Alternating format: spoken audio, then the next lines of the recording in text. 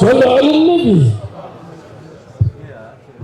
إن الله وملائكته يصلون على النبي يا أيها الذين آمنوا صلوا عليه وسلموا تسليما.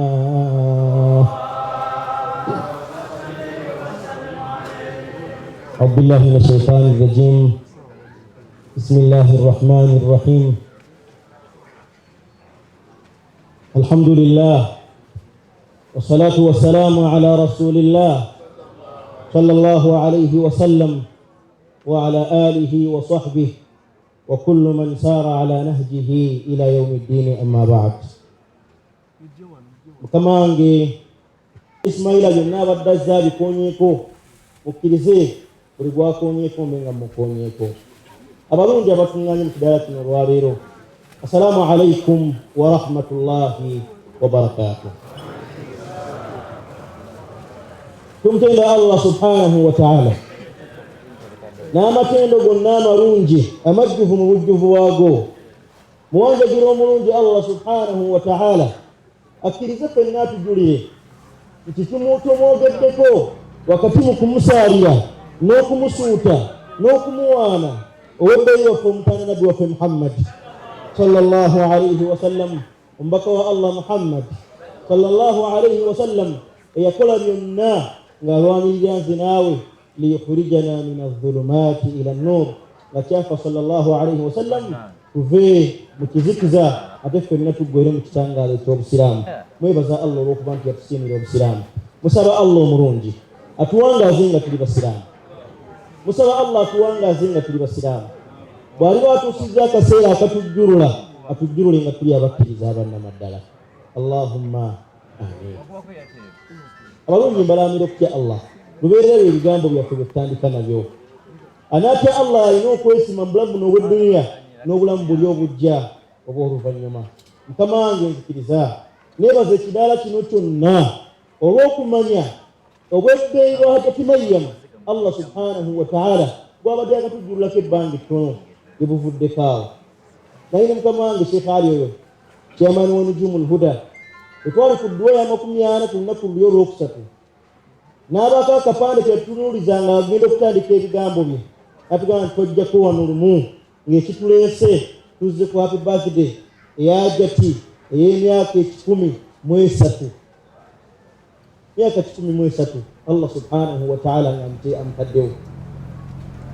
Allah subhanahu wa ta'ala n'amugjawo n'amusikiza abalungi ababafaanana naye mba nga mukyasobola okujjukira obugulumivu bwe n'obunene bwe ne mujja eri Allah subhanahu wa ta'ala muwanike emikono eri Allah mumutegeeze nti mukama waffe Allah ye twamuleeta naye Allah muddiremu, Allah musonyiwe. Ekyo nno omwana wattu ekitera kulabika mu bantu bakuliridde mu myaka egyo naye wabanga Allah kimuwadde kiba kikakasa bukakasa nti omuntu oyo ddala yali muntu mulungi. Era kikakasa bukakasa nti omuntu oyo ddala yateekateeka bulungi. Mukama wange sebo tuli mu mulembe olwaleero ng'ensonga zonna ezirimu abakyala naddala ku sayidi ey'obusiraamu zize zitemerwako nnyo ettaka. Naye alhamdulillah bwe ndayo mukama wange ono Hajji Ismaila ng'ayogera ku b'ebitiibwa mu bakyala abali wano nga tulinamu honorable member wa paalamenti, tulinamu ba ministers n'abalala ab'enjawulo, neŋŋamunze nti alhamdulillahi rabbil alamin tutandiza okuddayo ku kifaananyi ky'obusiraamu ekituufu. Awo nno olwaleero mukama wange nzikiriza mu ddakiika entono ze nnina biiznillah ebigambo byange byonna mbizzeeyo ku kitiibwa ky'omukyala ono ky'alina mu ddiini ya Allah subhanahu wa ta'ala. Kigambo mukyala Allah subhanahu wa ta'ala yakituwa bangi mu basiraamu tetunnaba kutegeera butuufu na bunene bwa kigambo ekyo. Naye nga Mutume bwe yagamba sallallahu alayhi wa sallam ala inna fil jasadi mudghah, abaaye mu mubiri omwo Mutume yatugamba nti mulimu ekinyama, ng'ekinyama ekyo idha saluhat Allah bw'akiwa obulungamu ne kiruŋŋama omubiri gwonna saluha aljasadu kullu, gwonna guteekeddwa buteeka okuluŋŋama. Nabbi yagamba nti ala wahiya alqalb, ogwo nno gwe mutima. Fayaqulu ulamauna ridwanullahi alayhim, amanyi waffe batugamba je Allah subhanahu wa ta'ala yatonda abantu bonna n'abateekamu ekitonde kimu ng'ekitonde ekyo Allah bw'akiwa obulungamu umma yonna eteekeddwa okulungamu naye nga Allah bw'akiwa ne kitagala umma yonna etagala nga byebitonde byebikyala omukyala yenna Allah bw'amuwa obulungamu wallahi kizibu okusanga omwana yenna omwana gwazaala nga si mulungamu naye ate kisobokera ddala okubanga taata mulungamu oluusi ye mufti wa Uganda yenna oluusi nga taata mulungamu ye mufti w'ensi yonna naye ng'abaana bonna talinaako mulungamu olw'okuba maama teyali nsibu ki abalungi abali mu kyala kino lwaleero njagala nnyo okwogera ku mukyala naddala abasajja tutegeere ekitiibwa ky'omukyala omukyala yenna Allah subhanahu wa ta'ala yamufuula wabbi gye tuli abaakukulembera abalongoofu ridwanullahi alayhi sayyidina Abul Aswad ad-Du'ali radiyallahu tabaraka wa ta'ala anhu bwe yali ateekateeka butabo tulina okuwasa yatugamba nti abange bwe yali ateekateeka omusajja butabo alina okuwasa yatugamba nti al ummu madrasa maama yenna somero erisookerwako in a'adattaha a'adatta jiilan tayyiba buli wooteekateeka maama omulungi n'otamala gawasa naye n'owasa nga weegendereza ddala maama yoyo asaanye okubeera maama w'abaana bange etuga nti a'adatta jiilan tayyiba obeera omaze okuteekateeka omulembe omulungi nsuubira nti Hajjati Maryam Haji bwe yali amulonda yateekateeka bulungi n'aba nga yavamba Hajjati Sayyida abo n'abamufaanana najja avaamu ba Ismaila abo n'ababafaanana n'olwaleero nabo ne bavaamu abaana betusuubira nti Allah subhanahu wa ta'ala ajja kubameza olumero olulungi kigambo omukyala mu nsi gye twalimu enkadde y'obusiraamu nga bwakajja wano nga bakimanyi bulungi nnyo bw'oba oyagala okulaba abataasoma otandikira ku basiraamu wallahi bukyali naye olwaleero alhamdulillah bw'otunuulira ebitiibwa mu ggwanga lino kizibu okwogera abaana abataano nga temuliimu gwe bagamba nti oyo budala temuliimu gwe bagamba nti oyo abudu oyo gwolaba ajabudu nadduli oyo gwolaba alhamdulillah nti olwaleero twogera ku kigambo kusoma mu busiraamu at least tugezezaako tubadde tutambudde bubi nsaba twongeremu bwongezi maanyi tuleme kuddirira mu nsonga eyo mukyala ekiseera yabeera ng'abeera waka gyakuumirwa mukyala yenna ng'amanyiddwa abeera waka abeera mu kiyungu musiraamu sebutebwateekateeka nekikomaawo abakyala abaatukulembera ridwanullahi alayhi baali bakyala nga bankizo ddala ne mu buyivu baalinga bayivu ekigenza ewala bwe mutalowooza nti omukyala omusiraamu talina kusoma wallahi nedda omukyala omusiraamu ateekeddwa okusoma n'okusomesa n'asomesa n'afuuka ekyokulabirako ekirungi eri abakyala bonna bwe tugenda okuzaala abanaava mu ffe bajje nga balabirako oyo nti Hajjati Sayyida twagala tufaanagane ng'oyo n'ebifaananyi bifaanagana obulebe maama waffe Aisha radiyallahu tabaraka wa ta'ala anha mukyala wa Nabbi Muhammad sallallahu alayhi wa sallam Allah yamuwa ekyokulabirako kikitandikirako nga tunnabagenda mu bantu balala bwe tutunuulira abakyala abaali abayivu toyinza kwogera asooka ng'obuusa maama waffe Aisha radiyallahu tabaraka wa ta'ala anha ekyo kitiibwa kiki sayyidina Abu Musa al-Ash'ari radiyallahu tabaraka wa ta'ala anhu yatugamba nti ma sa'ubat alayna mas'ala tewaliwo nsonga zonna zaatugwako nga twetaaga omuyivu agenda ozimaliriza yatugamba nti okuggyako illa wajadna inda ummi lmuminina Aisha radiyallahu tabaraka wa ta'ala anha wa hiya alima biha tewali nsonga yagwawo okuggyako zonna nga tuzijjayo mama waffe Aisha tumugamba nti wange olaba otya ensonga ezazimala nabbi yatuuka n'obbagamba sallallahu alayhi wasallam nti abaffe khudhu nisfa dinakum an hadhihi lhumayra nawagenti hadisi tukullima fiihi naye nabbi sallallahu alayhi wasallam yatulaga n'atugamba nti wemba mwagala okumanya eddiini busiraamu mutujje ku mukyalo oyo maama waffe Aisha radiyallahu tabaraka wa ta'ala anha bannange omukyala yenna asaana abeere muyivu omukyala yenna asaana abeere wabbeyi mu mujitama mutuwangaalira omulembe gwe twawangaaliramu ogw'okuvuvuganya omukyala wallahi obusiraamu bwabivaamu dda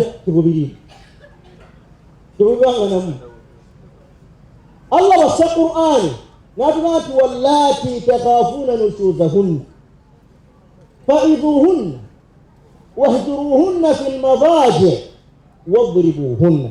Abasilamu bategeera mwaka Allah tukkiriza tubawuttule era buli alina omukyala n'addayo n'akuba si mmwe mwekka nembasaba wa Nabi Muhammad sallallahu alaihi wasallam bigwali. Allah wasa aya n'agamba nti abange bwe mufuna obutakwatagana n'abakyala bo nga waliwo ensonga mubimbe muba mukola, Allah agamba nti fa'idhuhunna musoke mwogereko nabo mubabuulirire, bwe kigaana fahjuruhunna fil madaji tembajja mu nju zaabwe nemba mwebase nabo mu bitanda byammwe mutunule eri batunule eri, nakyo bwe kigaana yagamba sallallahu alaihi Allah mu Qur'ani yagamba wadribuhunna.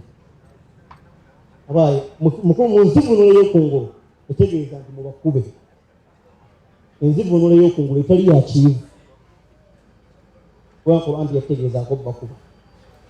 Wadribuhunna bannange mubagunjule, khawifuhunna mubatiise. Amanyi bakizzaayo ku hadithi eri Nabbi Muhammad sallallahu alaihi wasallam mwe yatugambira ku mwana, natugamba nti omwana yenna muru awladakum bis-salah, mulagira abaana bammwe okusaala naye batuuka mu myaka 10 Nabbi n'agamba bakole ki?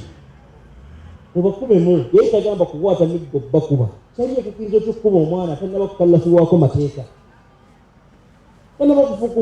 kyali namukakatako ate omukube. Qur'ani yali etegeeza nti khawifuhunna, abaana mubatiise mubagunjule, kwata omuggo oguteeke mu nju, amanye nti ebinaddako binaabeera bibi, naye tekitegeeza nti buli waatasaala nga gojjayo ng'oteeka wansi ng'okuba emyaka 10. Tulina kubakwata mu nkwata ya kizadde. Kati enkwata eyo ey'okulera bwe Busiraamu kye butugamba ku bamaama baffe, kye butugamba ku bannyinaffe, kye butugamba ku bakyala bonna. Omukyala yenna asaana kukwatwa nga kyatika. Omukyala yenna embeera kefaanana etya, Obusiraamu tebwatuwayo kyansi yonna emukuba. Ye butya bw'oyinza omukuba? Ye butya bw'oyinza omukuba? Nga Allah gwatulaga mu Qur'an n'atugamba nti walakum fi rasulillahi uswatun hasana. Mwe Abasiraamu nga temunnabakola mulabire nnyo ku Nabbi wammwe Muhammad sallallahu alaihi wasallam. Nabbi yakuba mukyala weeki. Wallahi ng'ebigambo byejja ku maama waffe Aisha radiyallahu tabaraka wa ta'ala anha nga binene mu hadithi ya ifki gye mumanyi obulungi, ne bamutemerera agagamba nti Aisha yatambudde obutambuzi obutali waffe wa Busiraamu. Mutume n'afunda okumala ebbanga, naye omubaka Muhammad sallallahu alaihi wasallam wallahi wadde okugalula ekibatu kyo ku maama waffe Aisha radiyallahu tabaraka wa ta'ala anha. Wabula ffe Aisha yatubuulira n'atugamba nti omubaka Muhammad sallallahu alaihi wasallam ma daraba rasulullahi sallallahu alaihi wasallam imra'atun qat. Mutume teyakoonako mukyala yenna luyi lwonna, teyamukoonako muggo gwonna, wala khadima wadde omukozi yali akola ewaka. Mutume sallallahu alaihi wasallam talina gwe yakuba. Ekitegeeza Nabbi atuyigiriza almanhaji nabawi, bw'otya bwe tulina okuwangaala n'abakyala nga tulina kubakwatanga kyatika. Mutume bwe yagaana obbakuba n'alagira Abasiraamu obutakuba bakyala, ekyavaamu abakyala ne bagenda batandika okufuna amampaati, ne batandika buli omu okweyagala. Nabbi yagala la tadribu ima Allah, la tadribu ima Allah, bannaye temugezanga ne mukuba ebitonde bya Allah ebikyala. Mutume amala okwogera ekigambo ekyo sallallahu alaihi wasallam, Sayyidina Umar ibn al-Khattab radiyallahu anhu mu nnaku oluvannyuma lw'ennaku 3 yaleeta emisinde ewa Nabbi naye nti ya Rasulallah dhainna an-nisaa. Mutume kyotamanyi abakyala bakulinyeeko, buli mukyala gyali ewaka afuuse ekizibu.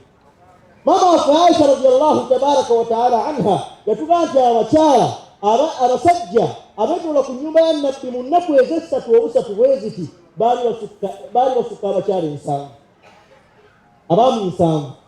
Ate nga 7 bwejja mulimu olw'okutegeera nti baali bangi n'okusinga kyoyinza okulowooza.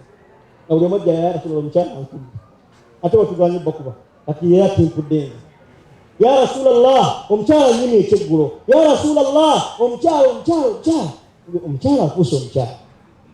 Nabbi sallallahu alaihi wasallam ate yagenda okulaba nga ate kyonoonese kwonoonesi. Nabbi sallallahu alaihi wasallam farakhasa fi darbihinna, aga nti mbatadde abakyala abo okulaga nti omukyala takubwa. Nabbi yagamba mbatadde mu nzigo n'ekungulu, mbatadde mu bakube. naye ate mu hadithi wansi nabbi yamaliriza agamba yagamba sallallahu alaihi wasallam, wa khairukum li ahli, mummwe asinga okubeera omulungi, khairukum li ahlihi, yasinga okubeera omulungi eri mukyala we, wa ana khairukum li ahli, nange bwentyo bwenfaananeeka ku mukyala wange ndi mulungi. Nabbi wansi wa hadithi yatugamba sallallahu alaihi wasallam nti n'aba naayisa omu by'abakyala ne babakuba, nabbi yatugamba nti byebitonde bisinga okubeera ebyo sallallahu alaihi wasallam. Ira omukyala yenna mu ddiini eyaffe ey'obusiraamu akwatibwa nga kyakika, ate era asaana omukyala yenna aleme kukuumibwa mabega. Bwe tuba tunyere okulabirako bya Dr. Saida Bumba, bannange buli omu yandyesaanya agambe bukyenkya nga wallahi alina omwana afaanana Hajjatu ne wali bataliiwo.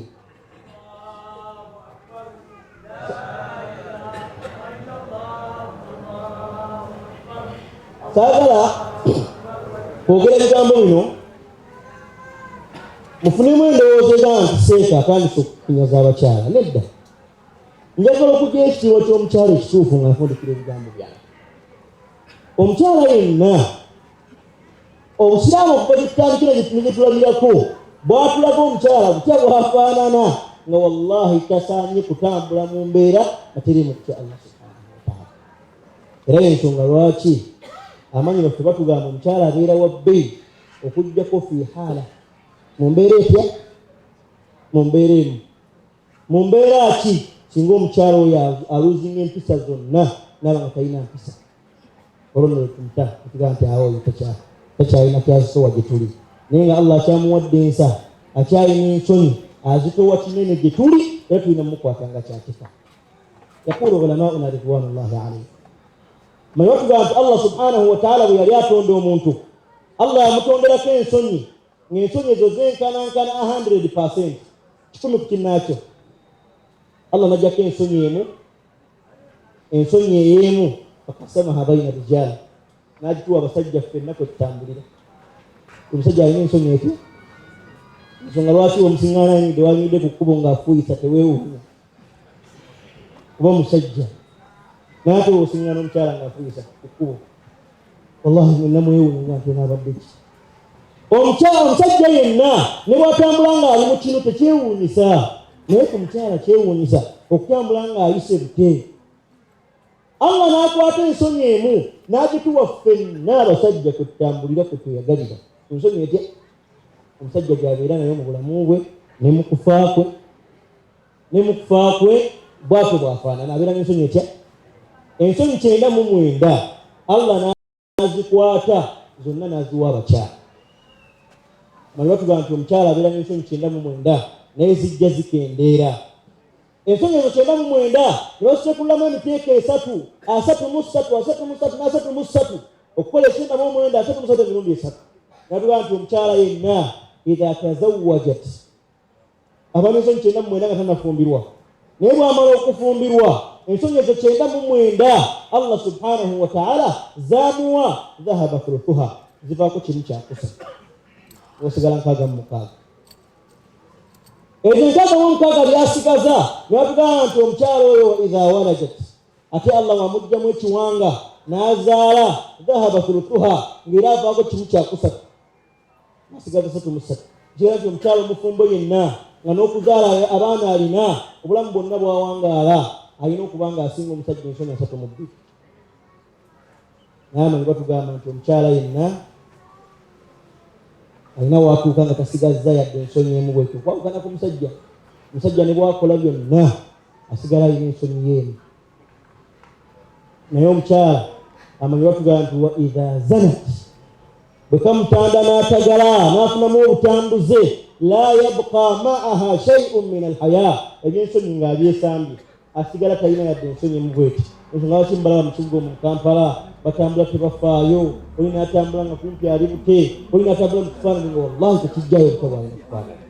Era abalungi abali wano mu Isiraamu njagala kubasaba mutandikire buli omu mu maka ge eka, maama w'abaana bo tandikire mu maka ge eka, ku baana bo bwetunateekateeka omulembe gw'abakyala gw'abamaama nga mulungi mbawo obweya muntu bujja kukyenka biidhinillahi subhanahu wataala ng'omulembe gwe tulina ummayo ekitiibwa nabbi Muhammad sallallahu alaihi wasallam gwe tulina erimu abakyala bajjayo ekitiibwa ky'obusiraamu mu mbeera obusiraamu obusaana okuzitowera.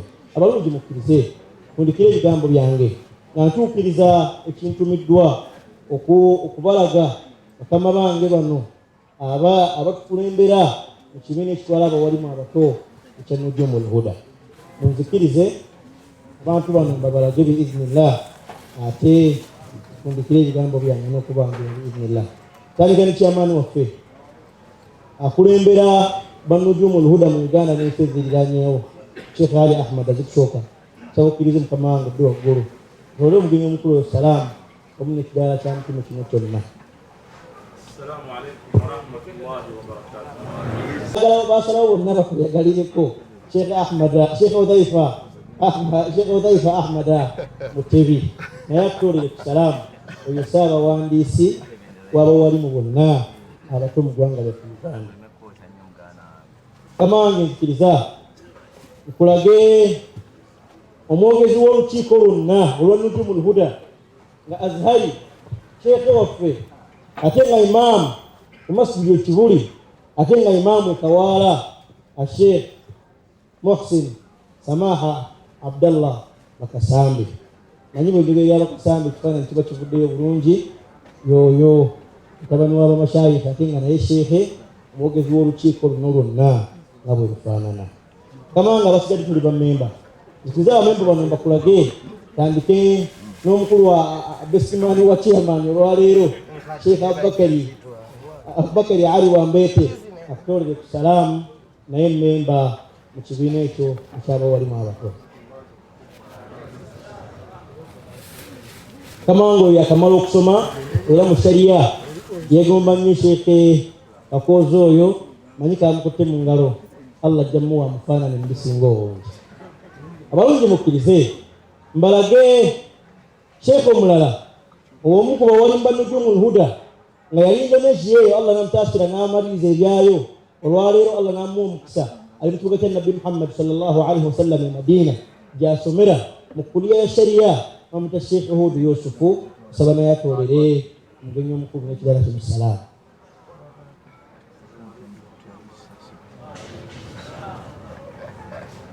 Kamanga nzikiriza nono gwenta naye mmemba ate nga imaamu ku lw'essalaamu awo bamuta Sheikh Hudhaifa naye atoola essalaamu kamange naye omulabe.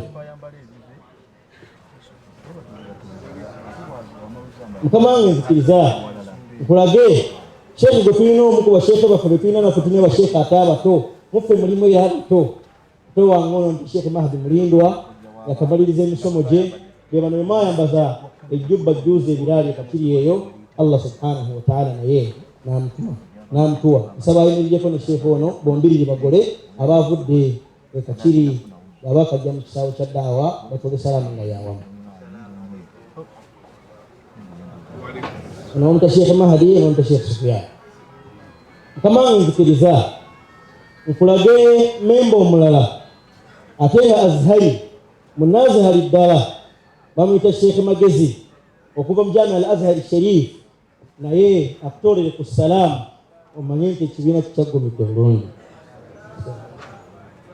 Kamange nzikiriza nga maliriza bannujumba n'abasigaddeyo abasatu nkulage Sheikh Zubairi Abdallah Bakasambe ono nno imaamu owa masjidi Rashid wali ku Mambule awo nno weyagalira mu masjidi eya Kedi emasjidi yokka mu Kampala etunda n'emipiira. Alaikum salaam. Emasjidi yokka ekola obuwalimu ng'ate bwesuubuza.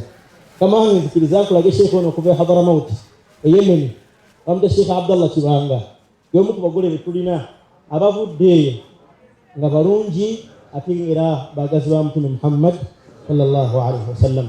Nsigaza Sheikh omu okuva mu Nujumul Huda nga ye mukama waffe al-Mutawatir akulira department ya Qur'an mu Nujumul Huda bamuyita Sheikh Muhammad Sebulime Khalifa okuva e Kansanga.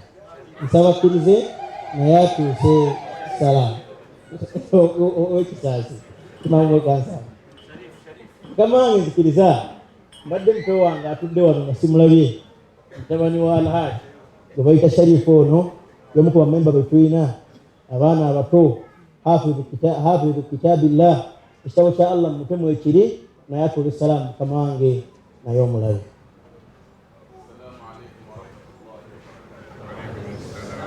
Oyo nno mutabani wa munene kitabo Allah naye amuwe ate era abeere munene. Ebigambo byange mukama wange nga mbimaliriza nzikiriza nkulage patron ono nno nga yesenkaggale ow'abawalimu bano bonna yemwabuza ow'okuntikka asembayo ye mukama waffe patroni w'abano bonna gwe bayita Alhaji Ismaila Bumba. Sabakkirize atole salaamu era atuukeko naawe wooli.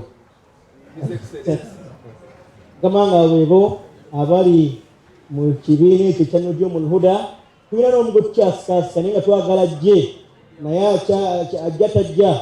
Oyo nno ali mu konsoleti ya Omani Sheikh Ali Burhani Kachope. Nsaba sebo naawe otwolere omukulu ku salaamu. Mukama wange nange ndi memba mu kibiina ekyo era ndi muwalimu wansi wa Sheikh Ali oyo ne Alhaji Ismaila Bumba.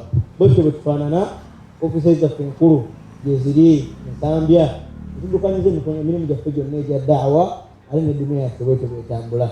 Ebigambo ebyo mukama wange bisobye ebiyiseemu nga birungi famin Allah ate ebitagadde faminni wa shaitan waliyadhu billahi min shaitani rajim. Ebigambo ebyo assalamu alaikum wa rahmatullahi wa barakatuh.